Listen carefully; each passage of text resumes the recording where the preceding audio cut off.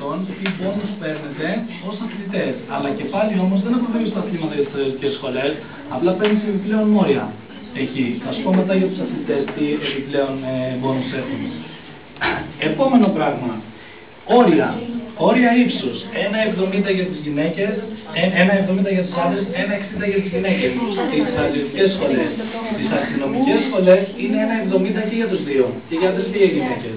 Προσέξτε αυτό γιατί είναι πολύ σημαντικό.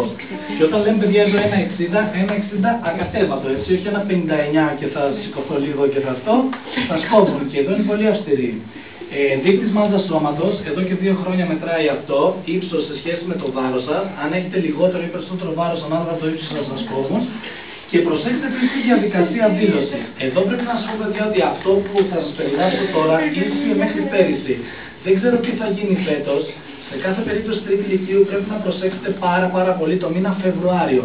Ο μήνας Φεβρουάριος είναι η λέξη κλειδί για οτιδήποτε έχει να κάνει με δηλώσεις στρατιωτικών σχολών, ειδικών μαθημάτων, οτιδήποτε γίνεται.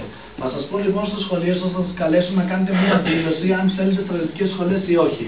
Και εκεί θα πρέπει να δηλώσετε ότι θέλετε στρατιωτικές σχολές και αν σας ζητήσουν να βάλετε σε σειρά τις στρατιωτικές σχολές, μέχρι πέρυσι να ήταν αυτό το Μάρτιο, σε επόμενη φάση, προσέξτε γιατί η σχολή που θα δηλώσετε πρώτη είναι η σχολή που θα πάτε να δώσετε τα αθλήματα. Η σειρά που θα δηλώσετε τις σχολές το Φεβρουάριο ή το Μάρτιο σε σχέση με το μηχανογραφικό σας μπορεί να αλλάξει πλέον. Παλιότερα δεν μπορούσε να αλλάξει, έπρεπε να τις βάλετε με την ίδια σειρά. Τώρα μπορεί να αλλάξει όμως, οπότε κάνετε ό,τι αλλαγή θέλετε. Αλλά η σχολή που θα δηλώσετε πρώτη μπαίνει, πάτε και δίνει τα αθλήματα. Γενικά με τις στρατιωτικές σχολές προσέξτε πάρα πολύ να πάρετε την προκήρυξη των στρατιωτικών σχολών την καινούργια που θα βγει. Θα σας τη δώσουν στο σχολείο σας, ζητήστε την κι εσείς περίπου το Φεβρουάριο. Γιατί είναι πραγματικά πολύ αναλυτική, θα μάθετε ό,τι απορία έχετε και αν έχετε κι άλλες απορίες θα μας πάρετε τηλέφωνο.